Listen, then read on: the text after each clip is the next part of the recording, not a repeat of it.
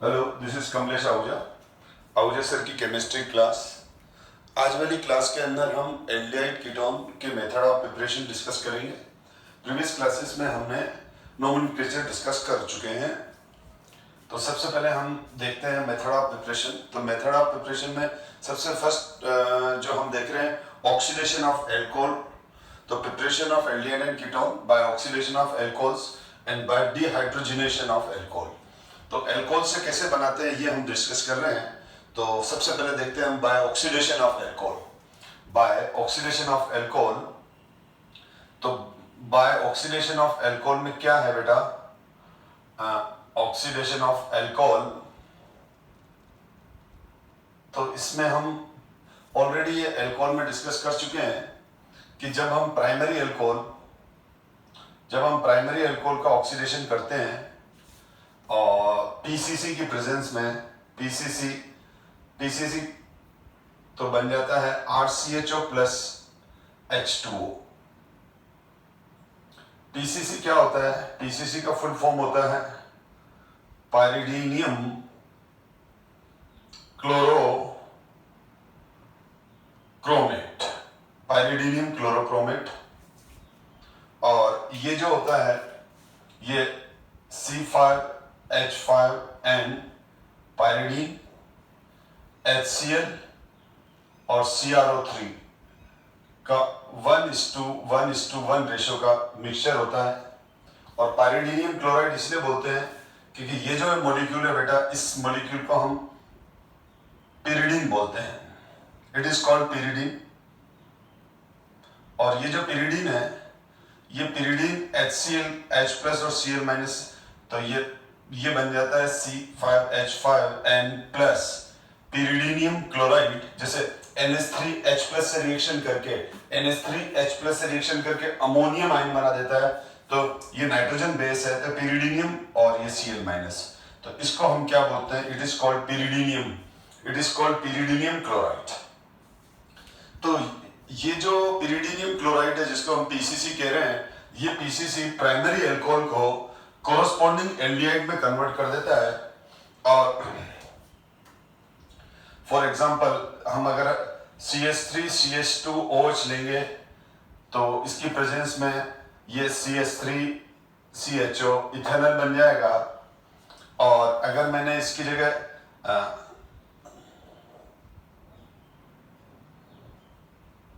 Benzyl alcohol ले लिया, तो बेंजाइल अल्कोहल में भी ये पीसीसी जो होता है वो एरोमेटिक रिंग को भी इफेक्ट नहीं करता है, और साथ में PCC carbon carbon double bond को भी इफेक्ट नहीं करेगा। ये केवल प्राइमरी अल्कोहल को एल्डिहाइड में कन्वर्ट करता है। और ये मैं प्रीवियस चैप्टर में डिटेल में पढ़ा चुका हूं, इसलिए अभी मैं ये रिएक्शन डायरेक्टली लिख रहा हूं। तो या फिर ये हो गया CH3CH2OH। तो इसमें क्या हो जाएगा अल्टीमेटली? अगर हम ये देखें तो अब इसमें डबल बॉन्ड इफेक्ट नहीं होगा। लेकिन अगर प्राइमरी अल्कोहल को acidic KMnO4, basic KMnO4, acidic K2Cr2CH1 जैसे स्ट्रॉन्ग ऑक्सीडाइजिंग एजेंट से रिएक्ट करवाते हैं, तो फिर यहाँ COOH कार्बोक्सिलिक एसिड बन जाते हैं। और acidic KMnO4, acidic K2Cr2CH1, basic KMnO4, ये सारे जो ऑक्सीडाइजिंग एजेंट है, ये कार्बन कार्बन डबल बॉन्ड को भी ब्रेक करते हैं। तो लेकिन यहाँ पर जो पीसीसी है वो कार्बन कार्बन डबल बॉन्ड और एरोमेटिक रिंग को कोई इफेक्ट नहीं करता। तो हम ये कह सकते हैं कि जो पीसीसी है वो CH2O ग्रुप को CHO में कन्वर्ट करता है। CH2OH को, जहां पर भी आप CH2OH देख लो, उस CH2OH को CHO में लिख दो। तो ये तो हो गया हमारा प्राइमरी अल्कोहल से। सिमिलरली अगर मैं सेकेंडरी अल्कोहल लूं, तो सेकेंडरी अल्कोहल से कीटोन्स बन जाते हैं। सेकेंडरी अल्कोहल से क्या बन जाते हैं? कीटोन्स बन जाते हैं। और सेकेंडरी अल्कोहल का मतलब दोनों तरफ ये हो गया, सेकेंडरी अल्कोहल का मतलब ये हो गया RCHOH, ये हो गया। अब इस केस में हम पीसीसी भी ले सकते हैं, और इसकी जगह हम सेकेंडरी अल्कोहल के अंदर कीटोन बनेंगे। पहले तो मैं प्रोडक्ट बना देता हूं, और कीटोन्स और कीटोन्स का फर्दर ऑक्सीडेशन नॉर्मल कंडीशन में नहीं होता है, ठीक है। भले स्ट्रॉन्ग ऑक्सीडाइजिंग एजेंट KMnO4 या K2CR27 कुछ भी ले लो, और क्योंकि मैंने आपको प्रीवियस चैप्टर में बताया था कि कीटोन के एल्कोहल में सेकेंडरी अल्कोहल, ये सेकेंडरी अल्कोहल है, तो सेकेंडरी अल्कोहल में जो ये वाला रेड वाला कार्बन है, ये अल्फा कार्बन है जिसपे OH जुड़ा हुआ है, और इस पे जुड़ा हुआ हाइड्रोजन अल्फा H एटम है। तो अल्कोहल का ऑक्सीडेशन का सीधा साधा रूल है कि जितने अल्फा H एटम होंगे उतनी बार ही ऑक्सीडेशन होगा, तो इस पे अल्फा H एटम एक ही है। तो जो भी ऑक्सीडाइजिंग एजेंट है उसका जो नेसेंट ऑक्सीजन है, उसका जो एटॉमिक ऑक्सीजन है, जो ये रेड वाला जो ऑक्सीजन है, ये किसने दिया? ये रेड वाला जो ऑक्सीजन है, ये किसने दिया? PCC ने दिया है बेसिकली। यहाँ के एसिडिक KMnO4, एसिडिक K2CR27 किसी भी ऑक्सीडाइजिंग एजेंट से रिलीज हुआ है, और फिर ये कार्बन 2 आ गए और ये बन जाएगा हमारे पास कीटोन। ये हम लास्ट क्लास में डिस्कस कर चुके हैं। अब कीटोन्स का फर्दर ऑक्सीडेशन नॉर्मल कंडीशन में नहीं होता है। इस वजह से हम जब सेकेंडरी अल्कोहल से कीटोन बनाते हैं, तो हम PCC भी ले सकते हैं, इसकी जगह हम एसिडिक KMnO4 भी ले सकते हैं, इसकी जगह हम एसिडिक K2CR27 भी ले सकते हैं। लेकिन अगर मैं प्राइमरी अल्कोहल के लिए ये रिएजेंट ले लूंगा तो कार्बोक्सिलिक एसिड बनेंगे, ठीक है। प्राइमरी अल्कोहल, अगर मैंने यही रिएजेंट प्राइमरी अल्कोहल पे ले लिया, जो कि नहीं लेंगे अगर हमको एल्डिहाइड बनाने हैं, तो ये प्राइमरी अल्कोहल को तो COOH में कन्वर्ट कर देते हैं, ठीक है।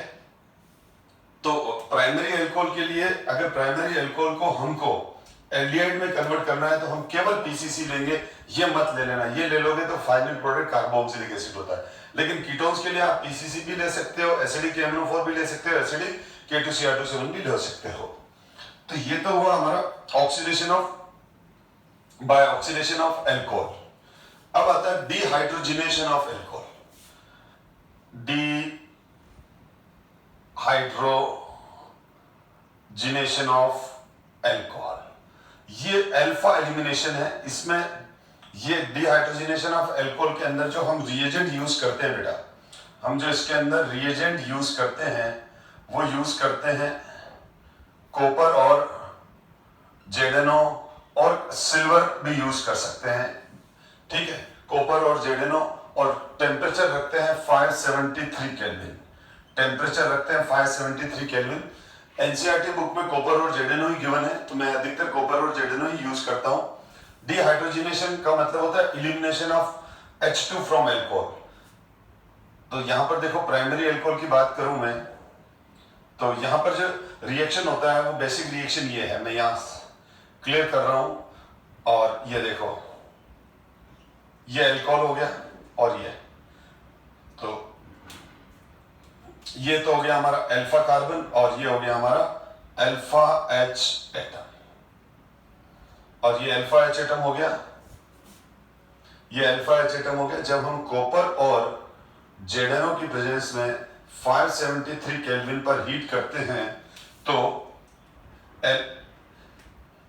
अल्कोहल का जो अल्फा कार्बन है, अल्कोहल का जो अल्फा कार्बन है और अल्कोहल के OH का जो H है, ये आपस में रिएक्ट करके H2 गैस अलग हो जाती है, और ये H2 गैस अलग हो गई बेटा। और यहां पर अब जब यहां पर क्या हो गया, देखो, ये 2 सिग्मा बॉन्ड ब्रेक हुए।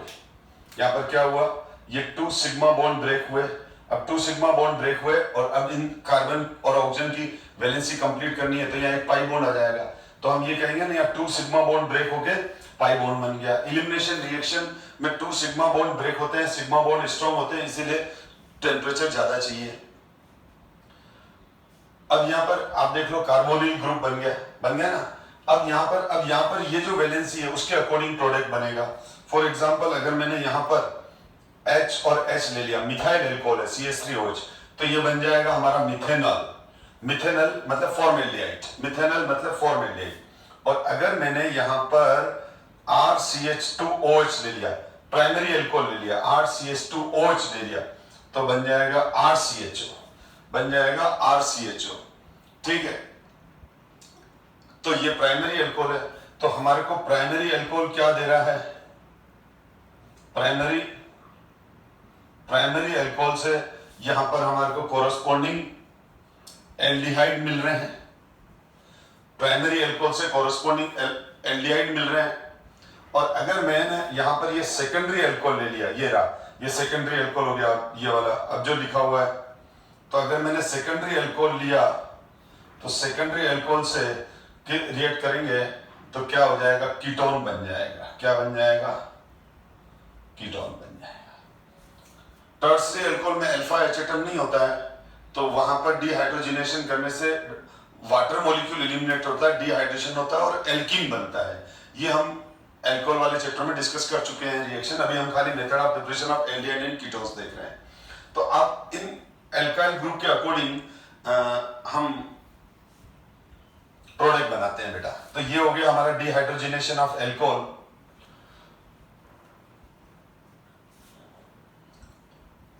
कोई भी साइक्लिक कंपाउंड का भी हो जाएगा, जैसे मैंने फॉर एग्जांपल ये हेक्सेन है, साइक्लोहेक्सेन, ये हो गया हमारे पास साइक्लोहेक्सेनॉल।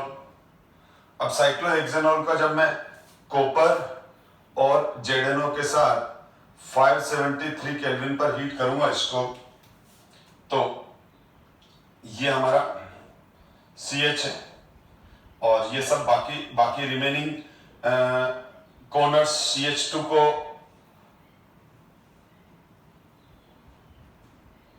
ठीक है। तो अब क्या हो जाएगा? यहां पर क्या हो गया? अल्टीमेट ये H2 गैस निकल जाएगी, क्योंकि O मैंने क्या कहा, O ऑक्सीजन के साथ जुड़ा हुआ एक हाइड्रोजन और ये अल्फा कार्बन का ये वाला सिग्मा बॉन्ड, ये ब्रेक होगा और क्या बन जाएगा? साइक्लोहेक्सेनॉन। क्या बन जाएगा? साइक्लोहेक्सेनॉन। ये बन जाएगा साइक्लोहेक्सेनॉन।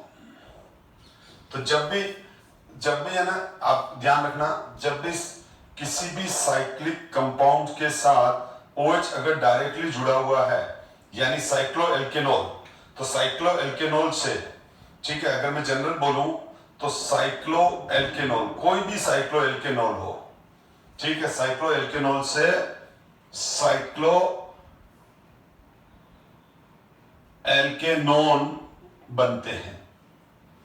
यानी जैसे ये साइक्लोहेक्सेनॉल है तो साइक्लोहेक्सेनॉन बन जाएगा। साइक्लोपेंटेनॉल होता तो साइक्लोपेंटेनॉल से साइक्लोपेंटेनॉन बन जाता, इस तरह से। तो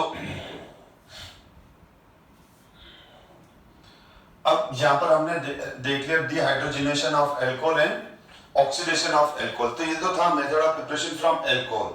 फिर है फ्रॉम हाइड्रोकार्बन। हाइड्रोकार्बन में हमारे पास 3 मेथड है।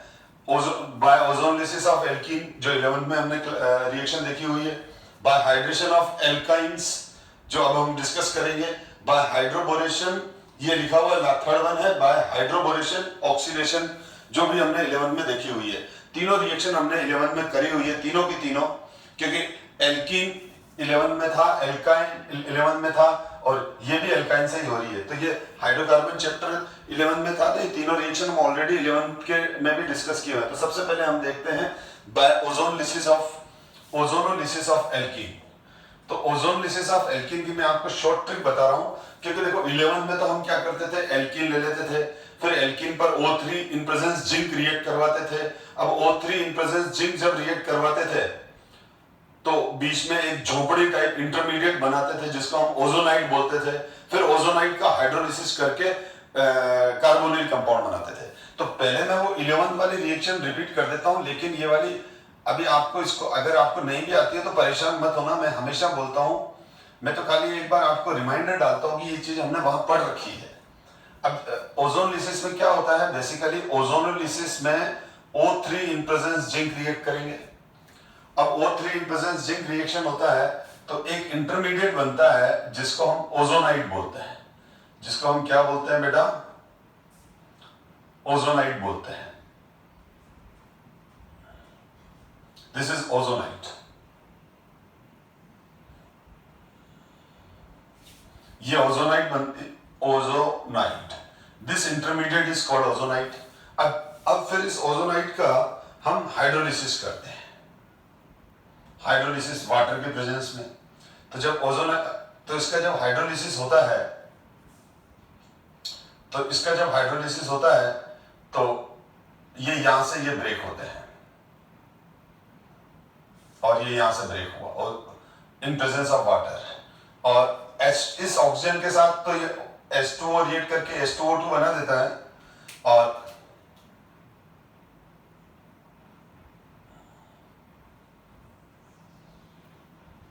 ये देखो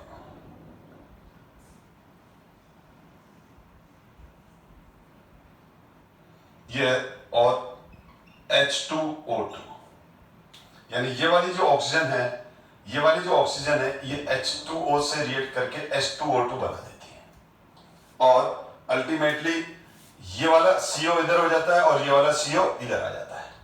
तो यहां पर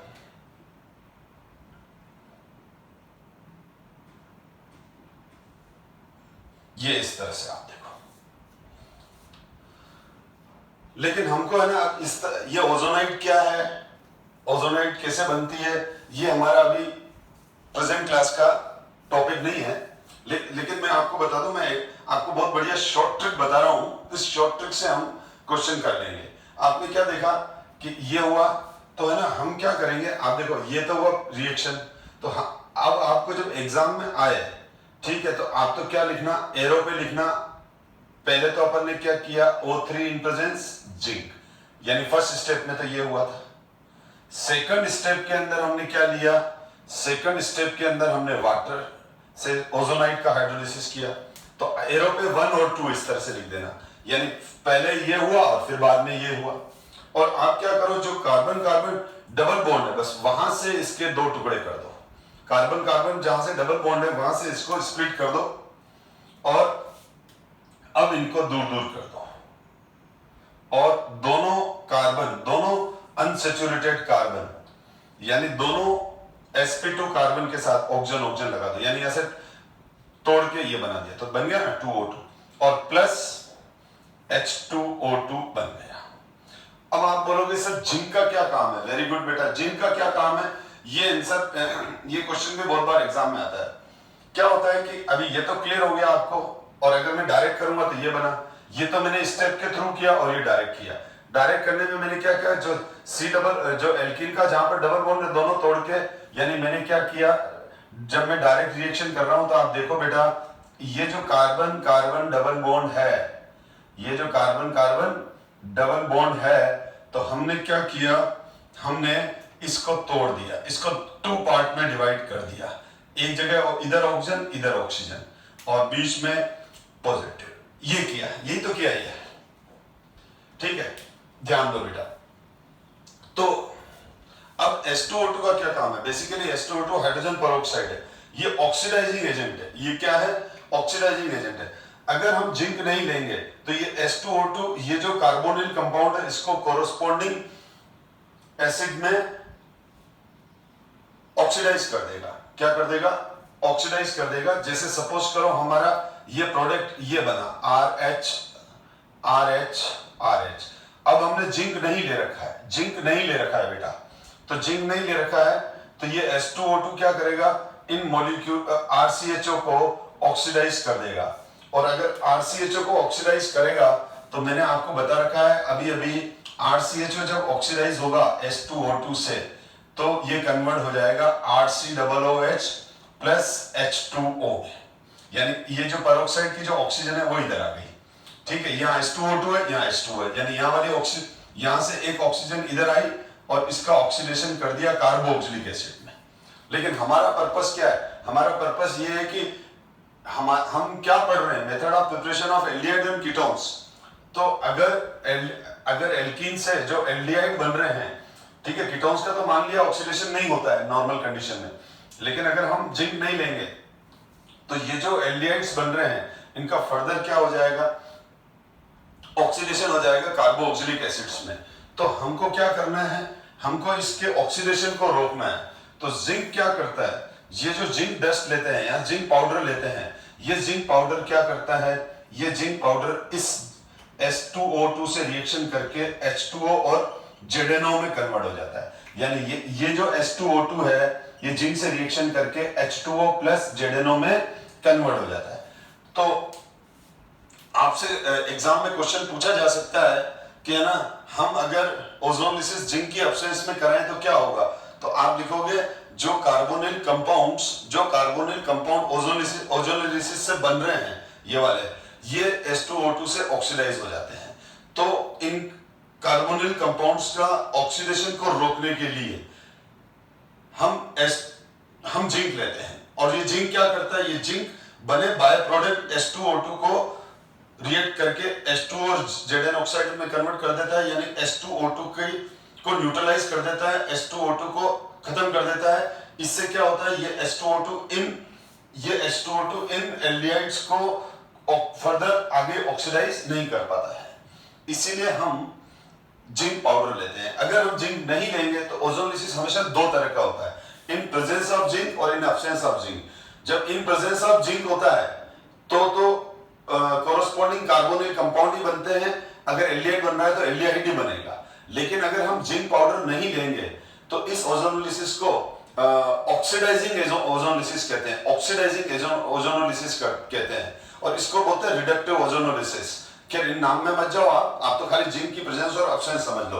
तो जिंक की प्रेजेंस में कराने से क्या होता है कि जब एल्कीन का ओजोनोलिसिस जिंक की प्रेजेंस में होता है तो जो कोरोस्पोंडिंग एल्डिहाइड बनते हैं वो आगे ऑक्सीडाइज नहीं होते हैं, क्योंकि बाय प्रोडक्ट H2O2 से जिंक रिएक्ट करके Zn और H2O बना देता है।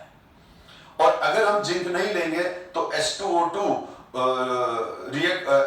खत्म नहीं होगा, तो वो H2O2 क्या करेगा, हमारा जो मेन प्रोडक्ट एल्डिहाइड बना है उसको कार्बोक्सिलिक एसिड में ऑक्सीडाइज कर देता है। तो इसीलिए हम क्या लेते हैं, इसलिए हम ओजोनोलिसिस के अंदर एल्डिहाइड्स कार्बोनिल कंपाउंड्स को बनाने के लिए हमको क्या करना पड़ता है, हमको जिंक पाउडर लेना पड़ता है। अब मैंने आपको क्या कहा कि हमको क्या करना है। अगर हम ये देखें तो आप तो ना शॉर्ट ट्रिक इस तरह से लर्न करें, फिर बता रहा हूं मैं, ये कार्बन, ये C double bond OC arrow पे लिखा हुआ रहेगा, ठीक है। तो हम क्या कर रहे हैं, एरो पे क्या लिखा हुआ है, एरो पे लिखा हुआ है, एरो पे लिख देंगे हम O3 in presence zinc, second H2O, तो क्या हो जाएगा,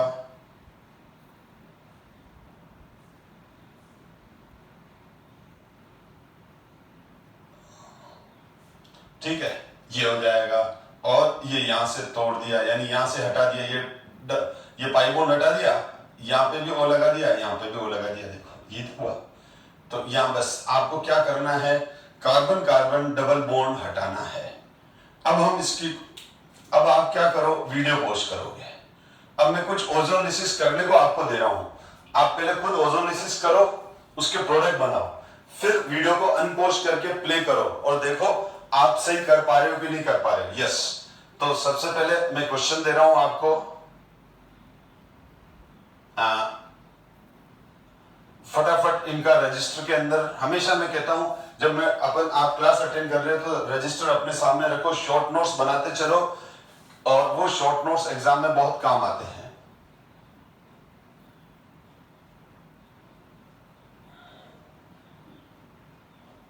तो इन कंपाउंड्स का आपको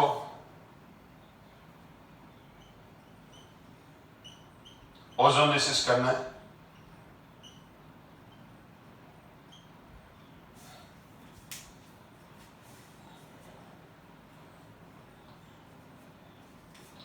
यस,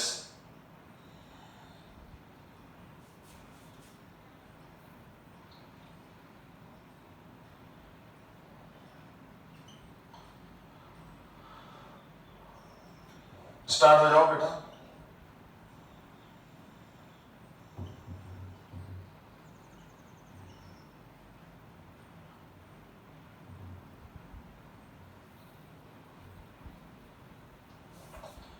तो चलो अब पहले कर लो, वीडियो अप्रोच करके और फिर उसके बाद यस अब मैं वापस सॉल्व करके बता रहा हूं। अब आप अपने आंसर मैच करो बेटा। मैंने क्या कहा, जब अपन ओजोलिसिस करते हैं तो मैंने कहा डायरेक्ट प्रोडक्ट लिखेंगे, एरो पे लिखा हुआ है। अब ये मैं बार बार नहीं लिखूंगा, O3 इन प्रेजेंस जिंक और H2O। आप क्या करो, यहां से ब्रेक कर दिया, यहां से ब्रेक करते ही क्या बन जाएगा, एक तरफ तो CH3 C double bond O CH3 और इधर ठीक, यानी इसका ओजोलिसिस किया अपन ने तो एक तो हमारे पास कीटोन बन गया, प्रोपेनॉन बन गया और CH3CHO बन गया। प्रोपेनॉन बन गया और CH3CHO बन गया। क्लियर। अब इसी तरह से अगर मैं इसका ओजोलिसिस करूं, ये यहां से कट लगेगा और यहां तो हमारे पास ये बन जाएगा बेटा CH3 C double bond O CH3 plus ये बन गया। अब एग्जाम में कैसे लिखोगे, एग्जाम में सीधा लिखोगे twice molecule propanone acetone CH3CO। तो इस मेथड से एल्डिहाइड और कीटोन देखो दोनों ही बन रहे हैं ओजोलिसिस से। अब देखो कितनी अच्छी शॉर्ट ट्रिक आ गई आपको। अब जैसे ये है तो ये देखो बेटा CH2 CH CH।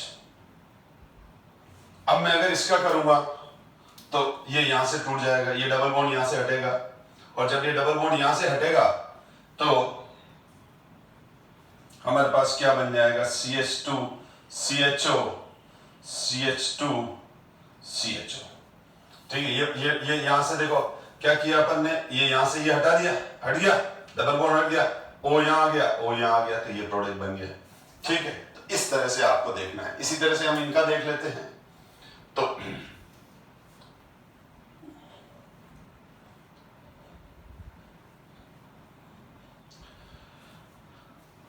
जब हम इसका देखते हैं तो ये यहां से हटेगा और ये बन जाएगा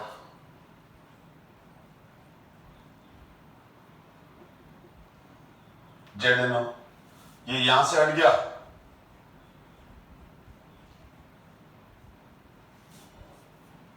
प्लस इस तरह से हो जाएगा, आ जाएगा।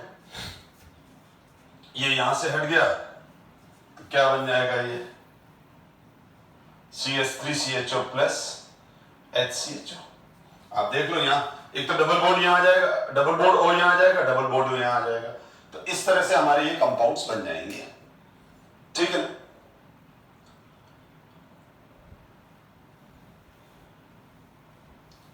तो CH3CHO HCHO दोनों HCHO और RCOR और RCHO। ठीक है, तो ये बन गया बेटा।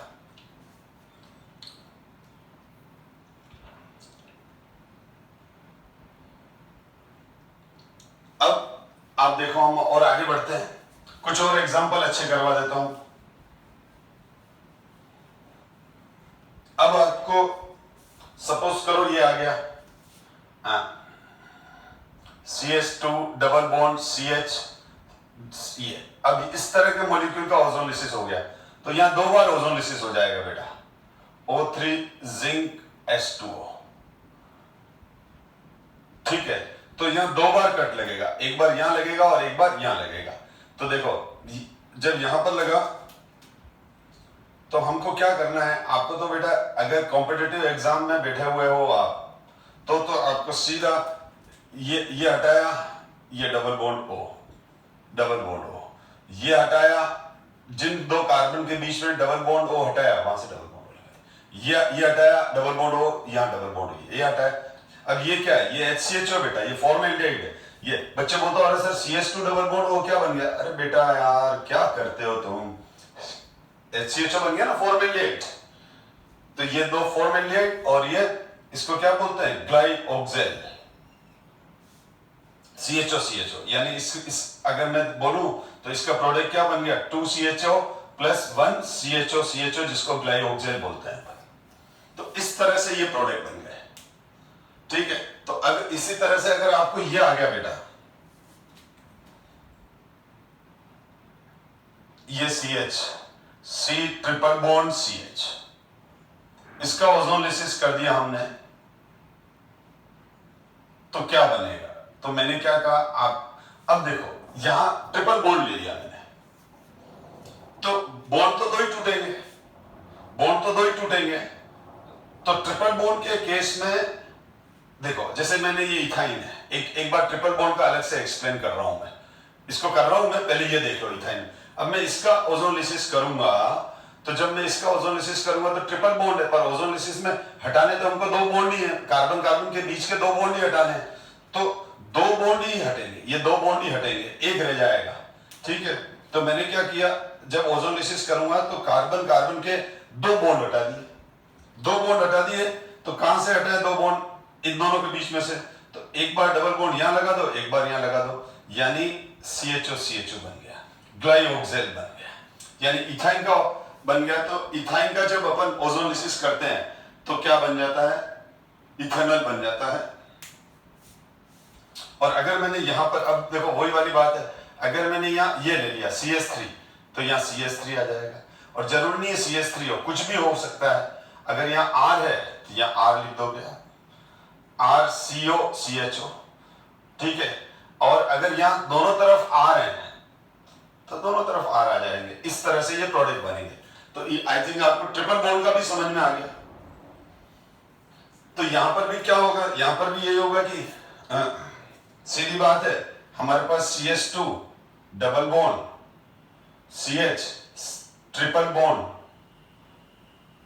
CH है, तो अब क्या हो जाएगा, ये डबल बॉन्ड टूट गया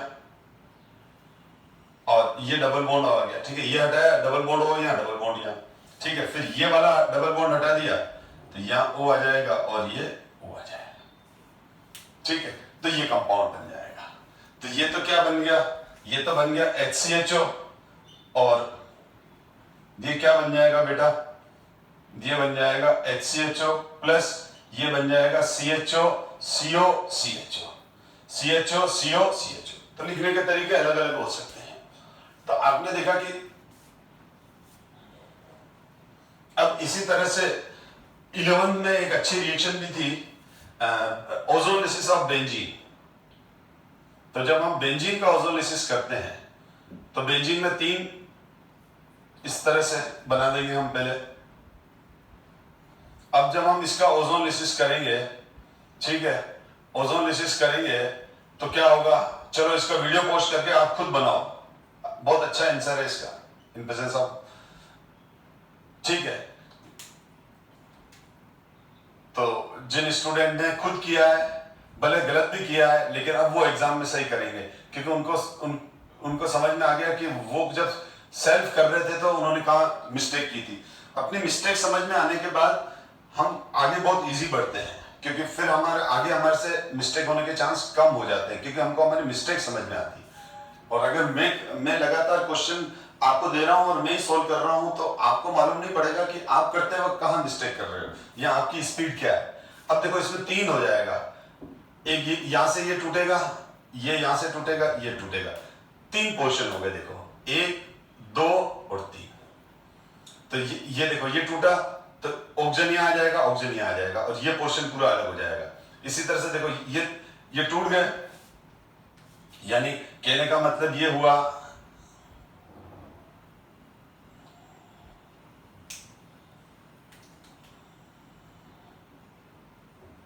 कि CHO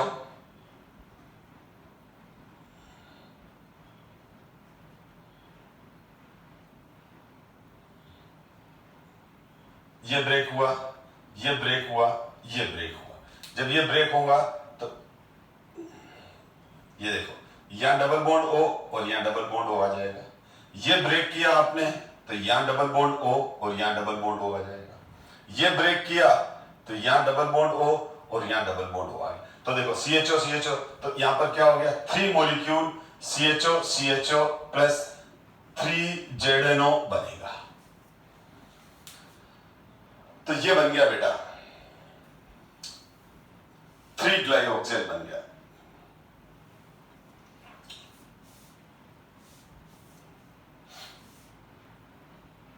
ozone in presence zinc H2O।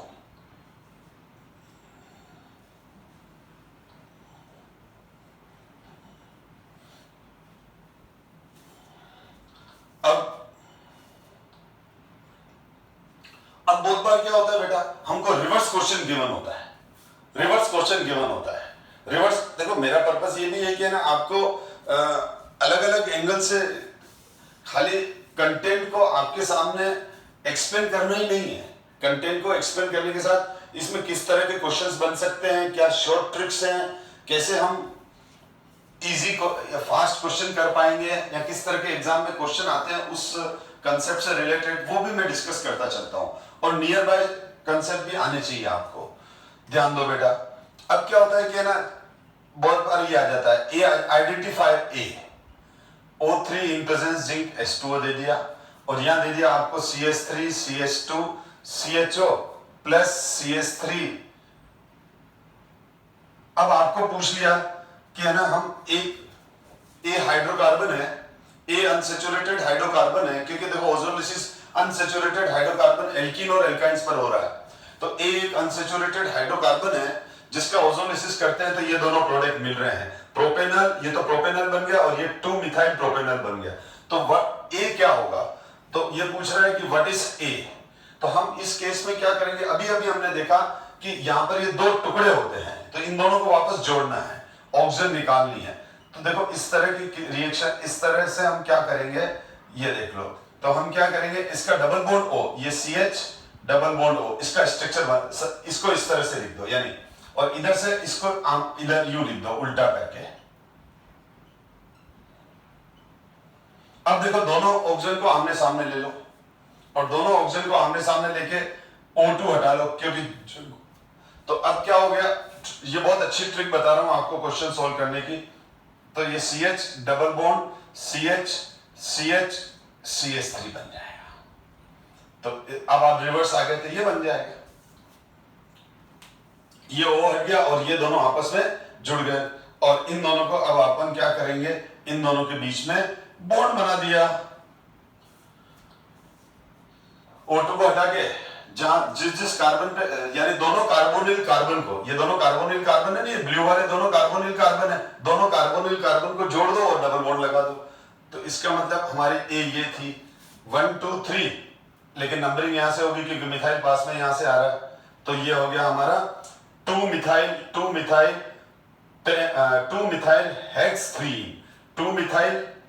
Hex 3 इन, ठीक है। तो ये प्रोडक्ट था हमारा। तो इस तरह से आप रिवर्स करके देखेंगे। अगर इसी तरह से आपको, जैसे ये आ गया बेटा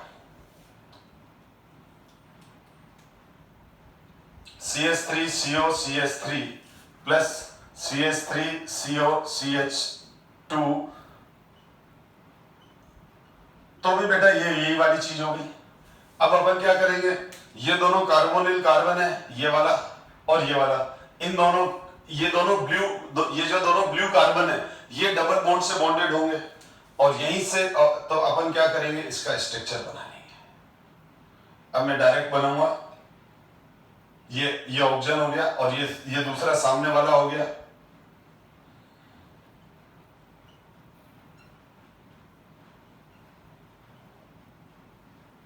और अब क्या हो जाएगा, यहां से आप ये ऑक्सीजन निकाल लीजिए ऑक्सीजन।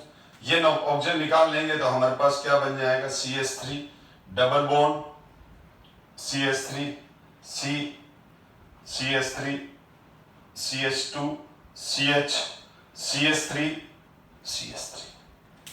अब इसका नेम क्या हो जाएगा, डबल बॉन्ड पास से यहां पड़ रहा है 1 2 3 4, रॉन्ग, ये आ जाएगा 4 इधर, क्योंकि लॉन्गेस्ट चेन पे चलेंगे 4 5 6, ठीक है ना। तो ये बन जाएगा 2,5 di methyl hex 2E, 2,5 di methyl hex 2E, ठीक है। तो इस तरह से हम, अगर आपको ठीक है। और अगर यहां पर हमको इसकी जगह HCHO गिवन होता तो इस, अब जब भी ये ध्यान देना, हम ओजोलिसिस से ये भी बता सकते हैं कि एल्कीन और एल्काइन टर्मिनल है कि नहीं है। टर्मिनल का मतलब जो डबल बॉन्ड है वो वन पोजीशन पर है कि नहीं है, किसी एक एंड पर है कि नहीं है। तो देखो जब भी HCHO बन जाए, HCHO बनना ये बताता है कि ये टर्मिनल एल्कीन या टर्मिनल एल्काइन है, सॉरी टर्मिनल एल्कीन है, टर्मिनल एल्कीन है। टर्मिनल एल्कीन से हमेशा एक HCHO बनेगा, जैसे ये है। तो ये देखो बेटा, इसमें क्या हो जाएगा, CH3 C डबल बॉन्ड हो, यानी वन एल्कीन है। और ये टर्मिनल एल्कीन का मतलब वन एल्कीन है, डबल बॉन्ड वन पोजीशन पर है, किसी एक टर्मिनल पर है ये। तो यहां पर देखो क्या आ गया,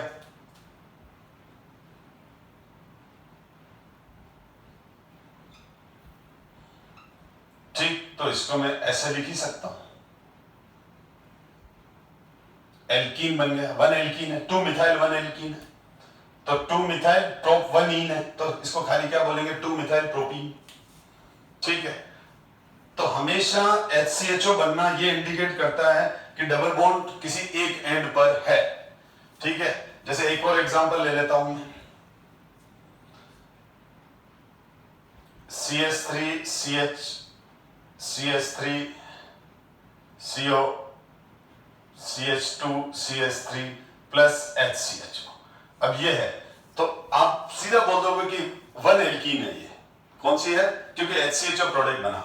अगर तो हम कैसे निकालेंगे, ये ले लिया हमने, C डबल बॉन्ड O ले लिया, ठीक है। और इस पे दूसरा क्या है, CH2 CH3। अब आपको स्ट्रक्चर लिखने में भी तो समझ होनी चाहिए ना। इसको ऐसे नहीं तो लिख सकते, बात तो एक ही है ना, क्योंकि हमको C दोनों के C डबल बॉन्ड O आमने सामने रखने हैं। तो अब ये क्या हो जाएगा, ये आपने यहां से O2 हटा दिया, तो ये क्या बन जाएगा, CH3 CH CH3 CH2 CH3 double bond CH2 plus O2, ठीक है। O2 लिखने की जरूरत नहीं है, तो हम तो प्रोडक्ट निकाल रहे हैं। तो देखो अब अपन ये बात करें तो रूल के अकॉर्डिंग क्या है, डबल बॉन्ड को सबसे लोवेस्ट नंबर मिलना चाहिए। डबल बॉन्ड को क्या होना चाहिए, क्योंकि फंक्शनल ग्रुप है, तो ये नंबरिंग यहां से स्टार्ट होगी। बच्चे यहां से करेंगे 1 2 3 4 5, सर लॉन्गेस्ट चेन। बेटा लॉन्गेस्ट चेन एल्केन के लिए यूज होता है।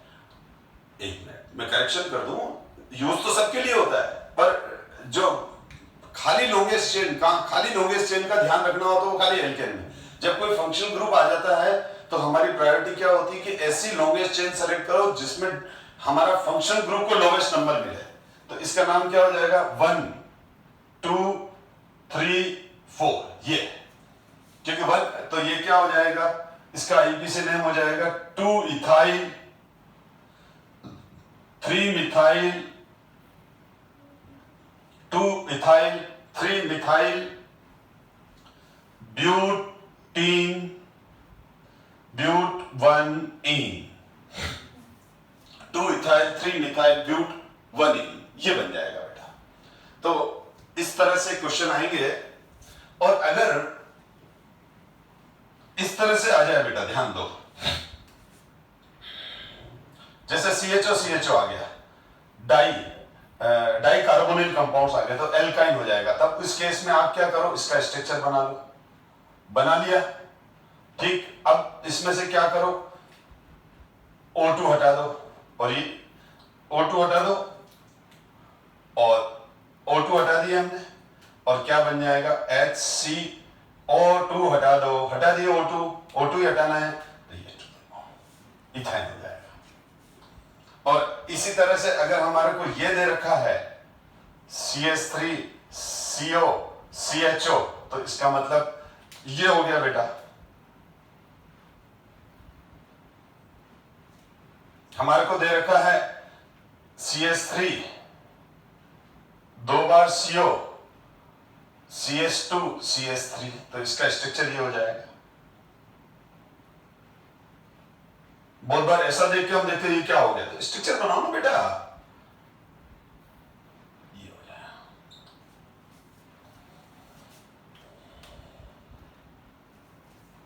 अब इसमें भी अगर एल्डिहाइड बन जाए तो समझ लेना टर्मिनल एल्काइन है।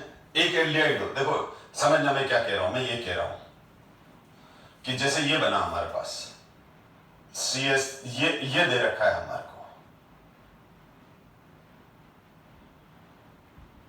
तो एल्डिहाइड अगर CHO लास्ट में है तो 1 एल्काइन है, क्योंकि आप इसको क्या करोगे, इसका स्ट्रक्चर ऐसा बनाओगे,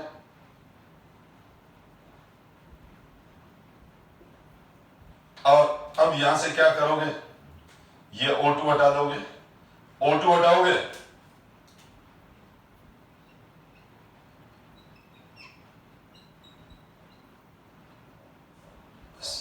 ये बन जाएगा। तो अगर डाई कार्बोनिल है और उसमें एक CHO है तो टर्मिनल एल्काइंस है।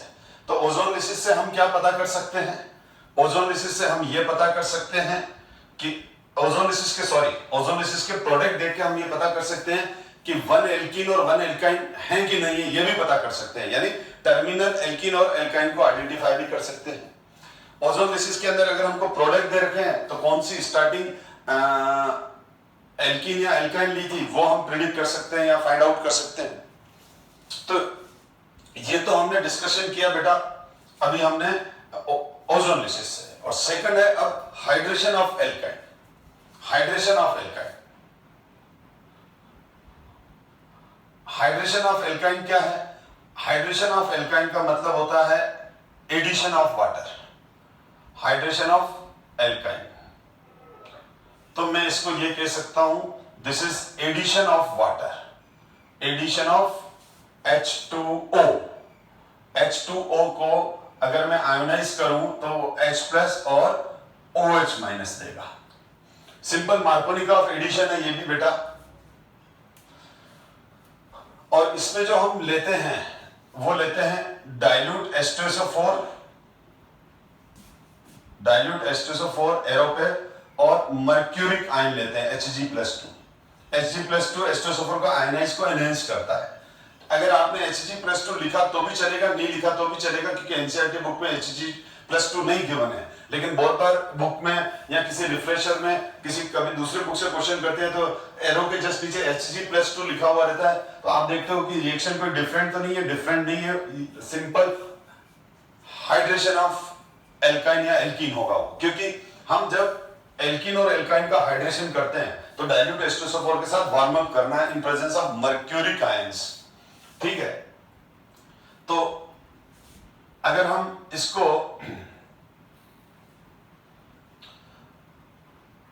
RC triple bond CH dilute H2SO4 से वाटर के साथ रिएक्शन करवा रहे हैं, डाइल्यूट H2SO4 के साथ, मैंने इसकी मैकेनिज्म भी डिस्कस कर रखी है, कार्बोनियम आयन मैकेनिज्म है, एडिशन रिएक्शन है, 1 पाई बॉन्ड कन्वर्ट होता है 2 सिग्मा में, और इसमें हमने मार्कोनी ऑफ रूल के अकॉर्डिंग, अभी मैं सिंपल तरीके से बता रहा हूं, मैकेनिज्म देखना है तो मेरी क्लास देख लो आप 11 में हाइड्रोकार्बन के अंदर, और या फिर आपने अभी रिसेंटली जो previous chapter alcohol ether phenol में एल्कोहल का जो मेथड ऑफ प्रिपरेशन था एल्कीन से, उसमें भी मैंने मैकेनिज्म डिटेल में डिस्कस कर रखा है।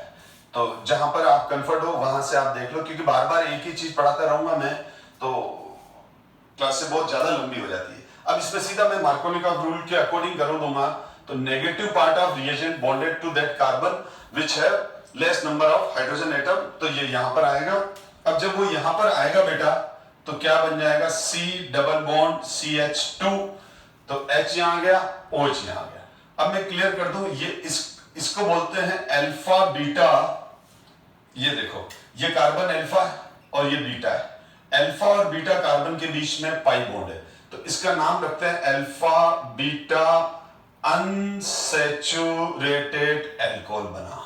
फर्स्ट स्टेप में क्या बना, अल्फा बीटा अनसैचुरेटेड एल्कोहल बने। और alpha beta unsaturated alcohol unstable होते हैं और ये अपने आप ही रीअरेंजमेंट होता है इनमें, कीटोइनोल टोटोमेरिज्म होता है, रीअरेंजमेंट होता है इसमें, स्पॉन्टेनियसली रीअरेंजमेंट होता है, और ये कोरस्पॉन्डिंग, तो अब इस रीअरेंजमेंट में क्या होता है बेटा, ये वाला जो H है वो तो यहां शिफ्ट हो जाता है और ये वाला पाई बॉन्ड इधर आ जाता है, ये वाला H ये जो OH का जो हाइड्रोजन है, OH का जो हाइड्रोजन है, OH का जो हाइड्रोजन है वो किधर आ जाता है? OH का हाइड्रोजन तो बीटा कार्बन पे शिफ्ट हो जाता है और अल्फा और बीटा कार्बन का जो ये पाई बॉन्ड है वो इधर आ जाता है। इसको बोलते हैं कीटो इनोल रीअरेंजमेंट भी बोलते हैं कि इनोल ये अगर मैं इसका IUPAC नेम लिखूं, ठीक है, जैसे मैं इसका IUPAC मैं R की वैल्यू CS3 ले लूं, बेटा ध्यान देना मैं क्या कहना चाहता हूं उसको मैं इस एग्जांपल से समझा रहा हूं। जैसे मैं इसका IUPAC नेम लिखूं, ठीक है तो अनस्टेबल पर मैं नाम लिख रहा हूं इसका IUPAC, तो नंबर, ठीक है, अब ये 1 2 3 ये हो जाएगा। तो अब ये क्या है? ओल है, डबल बॉन्ड के कंपैरिजन, और एक तो इसमें carbon carbon double bond functional group है, एक OH है, तो प्रायोरिटी ऑर्डर में ऊपर कौन आ रहा है? OH है, तो इसमें क्या हो जाएगा? ये ओल है, तो इसका नाम क्या हो जाएगा? प्रोपीन टू ओल, प्रोपीन टू ओल। जैसे प्रोपेन, अच्छा सिंपल सी बात बेटा, मुझे इसका नाम बताओ क्या लिखोगे आप? इसका नाम आप लिखोगे, इसका नाम लिखोगे आप प्रोपेन टू ओल। बस हमने क्या किया? वही चीज है, यहां A है और यहां E है, बस चेंज यहां है। यहां A इसलिए लगाया क्योंकि एल्केन है ये, यानी यहां कहीं पाई बॉन्ड नहीं है और यहां पाई बॉन्ड आ गया इसलिए ईन आ गया, तो प्रोपीन टू ओल हो गया। और अगर मैं 2 को बाहर ले लूं तो इनोल हो गया, ये क्या हो गया? तो मैं इसको ऐसे भी लिख सकता हूं, प्रोपीन टू प्रोपीनोल, इनोल। इसको हम क्या, इस फंक्शनल ग्रुप को हम क्या बोलते हैं? इनोल। इनोल का मतलब डबल बॉन्ड और OH, डबल बॉन्ड और OH। तो जब किसी मॉलिक्यूल में डबल बॉन्ड और OH इस तरह से हैं, डबल बॉन्ड भी है और OH भी है, तो हम बोलते हैं इसमें, तो इस तरह के मॉलिक्यूल्स को हम इनोल बोलते हैं। तो ये क्या बन गया? अल्फा बीटा अनसैचुरेटेड अल्कोहल या अल्फा बीटा इनोल्स बन गए। क्या बन गए? तो इसका दूसरा नाम क्या हो गया? इसका दूसरा नाम हो गया बेटा alpha beta enols. Alpha beta enol, enol का मतलब समझ लिया, EN बता रहा है डबल बॉन्ड को, OH बता रहा है, ठीक है ना, ENOL। तो EN किसको बता रहा है? EN बता रहा है कार्बन कार्बन डबल बॉन्ड को, OL बता रहा है OH को। बात समझ में आ गई? तो ये इनोल बन गया। अब मैं इसको हमने इसको रीअरेंज कर दिया। रीअरेंज करेंगे तो हमारे पास क्या बन जाएगा? RC double bond O CS3 बन जाएगा, कोरोस्पोंडिंग कीटोन्स बन जाएंगे। तो ये हमेशा ध्यान रखो, जब भी अल्फा बीटा अनसैचुरेटेड अल्कोहल्स बने तो आप, या अल्फा बीटा इनोल्स बने, अल्फा बीटा इनोल्स है, ध्यान रखना, ठीक है, तो वो रीअरेंज होते हैं। जैसे हम इसको क्या बोल रहे हैं? इसको बोल रहे हैं हम अल्फा बीटा इनोल्स। जैसे ये बन गया, अब ये अल्फा बीटा इनोल्स है, ये है alpha beta enols, alpha beta, तो ये अल्फा बीटा इनोल है, तो इस ठीक है। लेकिन अगर मैंने ये कर दिया,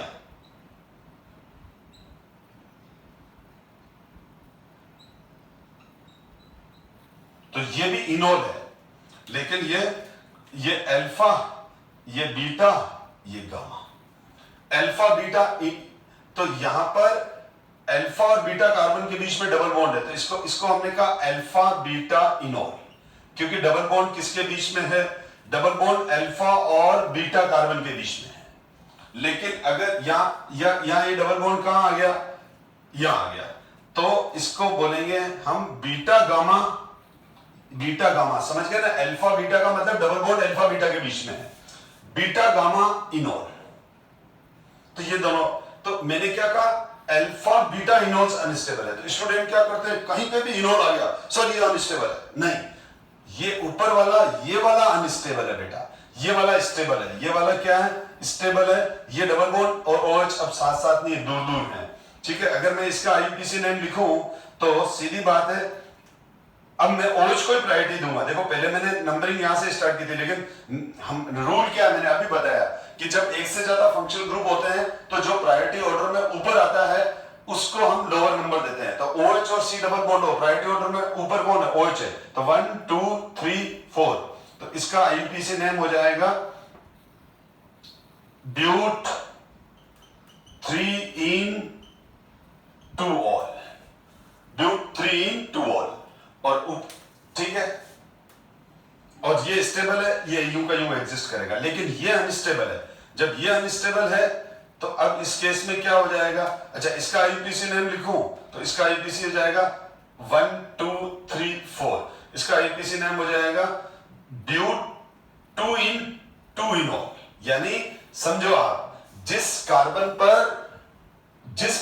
पर OH है उसी कार्बन पर डबल बॉन्ड होगा, जिस कार्बन पर OH है उसी कार्बन पे डबल बॉन्ड होगा तो वो अनस्टेबल है। जिस कार्बन, तो देखो यहां पर अल्फा कार्बन पर OH भी है, अल्फा कार्बन पर डबल बॉन्ड भी है, तो जब अल्फा कार्बन पर OH भी हो, अल्फा कार्बन पर डबल बॉन्ड भी हो, अल्फा कार्बन पर डबल बॉन्ड भी है, OH भी है, तभी वो अनस्टेबल है। तो अब ये क्या हो जाएगा, ये वाला इधर आ जाएगा और ये हमारा जो H है वो बीटा कार्बन पे शिफ्ट हो जाएगा। तो तब हमारा क्या हो जाएगा, CH3C, ये डबल बॉन्ड इधर, ये C डबल बॉन्ड और इधर आ गया, ये डबल बॉन्ड इधर आ गया और ये CH2CH3 बन गया, तो कीटोन्स बन गए। अब ये R की वैल्यू H होगी, R की वैल्यू H होगी तो CH3CHO बन जाएगा। और वैसे मैं आपको क्लियर कर दूं, मैंने एक्चुअल कंसेप्ट तो आपको क्लियर कर दिया, एक्चुअल कंसेप्ट तो मैंने आपका क्लियर कर दिया, लेकिन ठीक है ना, लेकिन अगर आप इसको सिंपल मार्कोनी का रूल के अकॉर्डिंग करो, ठीक है, तो वापस सेकंड मॉलिक्यूल वाटर रिएक्ट करेगा, तो OH यहां आ जाएगा, H यहां आ जाएगा, एक कार्बन पे 2 OH आ जाएंगे और वाटर निकल जाएगा। चलो हम यहाँ अभी वाली क्लास यहीं तक रोक रहे हैं।